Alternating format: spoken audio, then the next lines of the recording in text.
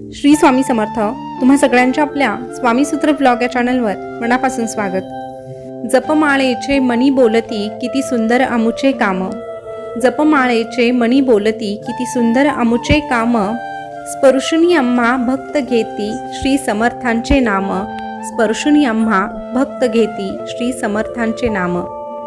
स्वामी भक्त हो, आपण जेव्हा स्वामींचं नामस्मरण करतो तेव्हा नामस्मरणाला कुठलंही बंधन नसतं. आपण कधीही कुठेही आणि कसंही स्वामींचं नाम अर्थात जपू शकतो. पण जेव्हा आपण माळ हातात घेऊन एका ठिकाणी बसून स्वामींचं नाम जपण्याचा प्रयत्न करतो तेव्हा आपल्याला जो आनंद प्राप्त होतो ना, त्या आनंदाची तोड कशालाही नाही. कारण ह्या जपमाळेमुळेच आपण स्वामींपर्यंत पोहोचतो.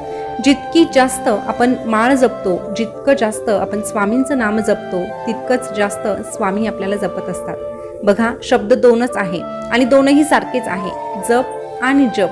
जेव्हा आपण स्वामींचं नाम जपतो तेव्हाच खऱ्या अर्थाने स्वामी देखील आपल्याला जपतात. तर ह्या दोन शब्दांचा अर्थ तुमच्या लक्षात आला असेल तर कमेंटमध्ये श्री स्वामी समर्थ लिहा आणि आजचा संदेश ऐका. तर स्वामी भक्त हो, आजचा संदेश जाणून घेण्यासाठी छोटंसं काम करा. तुमच्या समोर स्वामींच्या 2 माळा दिसत आहे. त्या 2 माळांपैकी एक माळ तुमच्यासाठी निवडा आणि संदेश जाणून घ्या. तर तुम्ही तुमच्यासाठीची एक माळ निवडली असेल अशी मी आशा करते आणि संदेश काय आहे तेही सांगते. बघा, ज्यांनी 2 नंबरची माळ निवडली आहे त्यांना स्वामी महाराज काय सांगतात सर्वप्रथम जाणून घेऊया. तर स्वामी महाराज अशा भक्तांना सांगतात, अरे तुझं काम हे नेहमी वाहत्या पाण्यासारखं करत राहा.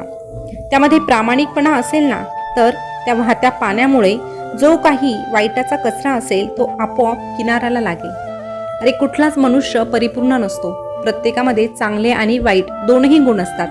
पण जो सत्कर्म करत राहतो आणि आमचं नाम जपतो त्याच्यातील जे वाईट गुण आहे ते हळूहळू कमी होतात आणि मग असा मनुष्य एक उत्तम व्यक्ती बनतो. आणि जेव्हा तो उत्तम बनतो तेव्हा खऱ्या अर्थाने आमच्या भक्तीसाठी पात्र ठरतो.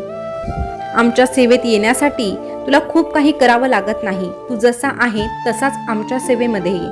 जेव्हा तू आमच्या सेवेत येतो तेव्हा आपोआप चांगल्या वाईटाची पारख तुला होते आणि आपोआप तुझ्यात सुधारणा होऊ लागते. जे काही तुझ्यातलं वाईट आहे, जे काही तुझे अवगुण आहे ते आपोआप तुला स्वतःला उमजू लागतात आणि त्यापासून तू दूर जाऊ लागतो. आणि मग त्यानंतर मात्र तुझ्या हातून फक्त आणि फक्त सत्कर्म घडू लागतात. अरे कर्म करणं हे तुझ्या हातात आहे, पण त्या कर्माची फळं देणं हे तुझ्या स्वामी महाराजांच्या हातात आहे. आणि ज्याची कर्म चांगली असतात त्याला फळं देखील चांगलीच प्राप्त होत असतात. प्रत्येक वेळेस दुसऱ्याचं चांगलं करण्याची भावना तुझ्या मनात ठेव. जेव्हा एखादी व्यक्ती दुसऱ्याचं चांगलं होण्यासाठी प्रार्थना करते आणि अशीच भावना मनात कायम ठेवते, अशा व्यक्तीच्या आयुष्यात कधीच कशाचीच कमी पडत नाही. अरे माणसाचे 2 गुरु असतात, एक अनुभव आणि दुसरं म्हणजे कर्म. हे दोघेही सोबत राहतात. कर्म हे लढायला शिकवतात आणि अनुभव हे जिंकायला शिकवतात. सोडलेल्या 2 हातांपेक्षा जोडलेल्या 2 हातांमध्ये खूप सामर्थ्य असते. परिस्थिती हाताबाहेर जात असेल तर हात जोडून आमच्याकडे बघ. तुझी मनस्थिती बदलल्याशिवाय राहणार नाही. आणि एकदा की तुझी मनस्थिती बदलली की तुझी परिस्थिती बदलायला वेळ लागणार नाही. अरे आमचा भक्त जेव्हा एखाद्या ठिकाणी चुकतो ना तेव्हा त्याला योग्य मार्ग दाखवण्याचं काम आम्ही करत असतो. त्याच्या चुकेला आम्ही शिक्षा देत नाही. पण हो, आमचा भक्त जर तीच चूक पुन्हा पुन्हा करत असेल आणि त्याला ठाऊक आहे की तो जे काही करत आहे ते चुकीचं आहे, त्याच्या वागण्यामध्ये सुधारणा होत नसेल तर अशा व्यक्तीसाठी आम्ही काहीही करू शकत नाही. म्हणून चूक होणं हा गुन्हा नाही, पण त्या चुकीतून अनुभव घेणं, सुधारणं हे ज्या मनुष्याला जमतो तोच खऱ्या अर्थाने आमच्या दरबारात उभा राहण्याचा लायकीचा असतो. म्हणून जर तुझ्या हातून चुका झाल्या तर काळजी करू नको, आम्ही त्याला क्षमा करू. पण हो, त्या चुका पुन्हा पुन्हा तुझ्याकडून होणार नाही याची काळजी मात्र तू घे. अरे जेव्हा तुझं आयुष्य तुला दुसरी संधी देतं ना तेव्हा जुन्या चुका पुन्हा कधीही करू नको. कारण दुसरी संधी ही खूप कमी लोकांना मिळत असते आणि जर तुला ती संधी मिळत असेल तर त्या संधीचं सोनं कर.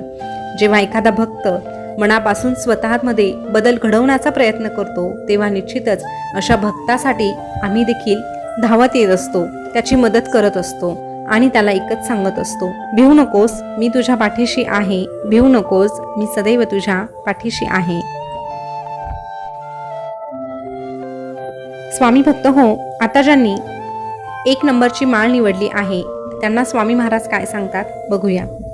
स्वामी महाराज अशा भक्तांना सांगतात, अरे मंदिरात उभं राहून तू किती दान करतोय हे आम्ही कधीही पाहत नाही.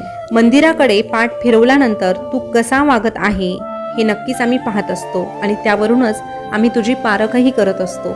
म्हणून तू आमच्यासाठी खूप काही कर, खूप दानधर्म कर, खूप सेवा कर असा आमचा हट्ट नाही.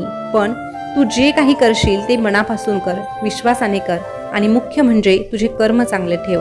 जेव्हा एखाद्या गरजूला तुझ्या हातून मदत होते तेव्हा ती सेवा आमच्यापर्यंत पोहोचते आणि तू केलेल्या त्या सत्कर्माची दखल आम्ही स्वतः घेत असतो. अरे जे लोक तुझ्याशी चुकीचे वागतात ना, त्या लोकांशी तू चुकीचं वागायला जाऊ नको. जे लोक तुझ्याशी वाईट वागतात त्यांचं काय करायचं ही तुझी स्वामी माऊली बघून घेईल. पण तू मात्र तुझं सत्कर्म करत राहा.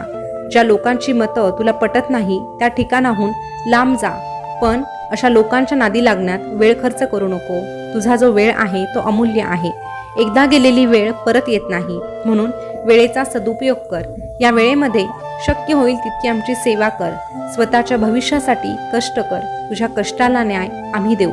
तुझ्या कर्माचं फळ आम्ही देऊ आणि तुझ्या सेवेचं फळही आम्हीच तुला देऊ. अरे बऱ्याचदा भक्तांना असं वाटतं की ते आमच्याकडे येतात म्हणून त्यांच्या वाट्याला दुःख येणारच नाही, पण असं नसतं रे. अरे दुःख येणं, सुख मिळणं हे ज्याच्या त्याच्या कर्मानुसार असतं. तुझे कर्म जितके चांगले तितकी चांगली फळं तुला पाहायला मिळणार आहे. पण तुझे कर्म जर वाईट असतील तर त्याची वाईट फळं देखील तुलाच भोगावी लागणार. आमच्या नामस्मरणाने संकट यायचं थांबणार नाही, कारण संकट अडचणी हा जीवनाचा भाग आहे. पण आमचं नामस्मरण जर तू करत असशील तर तुझ्या संकटाचं ओझं इतकं हलकं होईल की तुला ते अगदी फुलाप्रमाणे भासेल. बऱ्याचदा तुझ्या आयुष्यात असंही होतं की चूक नसताना तुला चुकीचं ठरवलं जातं. तू काहीही केलं नसताना तुलाच दोषी मानलं जातं. पण हे बघ, काही ठिकाणी शांत राहणं गरजेचं असतं. कधी कधी शांतता खूप महत्त्वाची ठरते आणि शांत राहणंच हिताचं असतं. आयुष्याकडे सगळ्याच प्रश्नांची उत्तरे मागायची नसतात, कारण ओंजळीत पाणी तर पकडू शकतो पण ते टिकवू शकत नाही. म्हणून काही काळ शांत राहायला शिक. ती वेळ निघून गेली की तुझ्या खऱ्याचा खरेपणा आपोआप सिद्ध होणार आहे.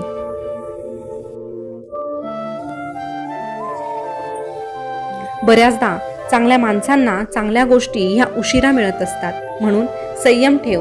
तुझी देखील चांगली वेळ लवकरच येणार आहे आणि ती वेळ तुझ्यावर आमच्या कृपेचा वर्षावही करणार आहे. आणि आयुष्य जगत असताना जर तुझ्या हातून एखादी चूक झाली तर ती चूक मान्य करायला शिक, कारण चूक आणि देव मान्य केलं तरच दिसते. आणि जो स्वतःची चूक मान्य करून त्यामध्ये सुधारणा करतो अशाच भक्ताला आम्ही देखील आशीर्वाद देत असतो.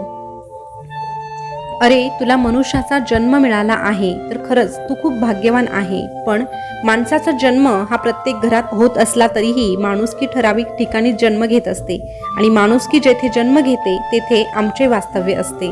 म्हणून माणुसकी जपायला शिक, इतरांची मदत करायला शिक आणि गरजू लोकांसाठी 4 पावलं चालायला शिक. जेव्हा तू इतरांना मदत करतो तेव्हा तुझी मदत करण्यासाठी तुझी ही स्वामी माऊली येत असते आणि तुला सांगत असते, भिवू नकोस, मी तुझ्या पाठीशी आहे. भिवू नकोस, मी सदैव तुझ्या पाठीशी आहे.